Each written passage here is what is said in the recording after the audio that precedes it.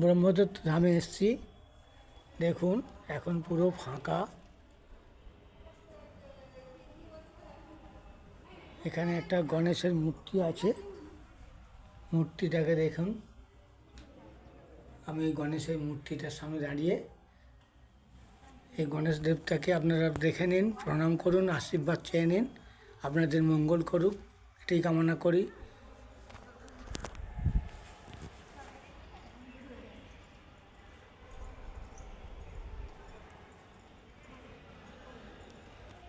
মহারাজকে পেলাম, ওনাকে দেখে নিন।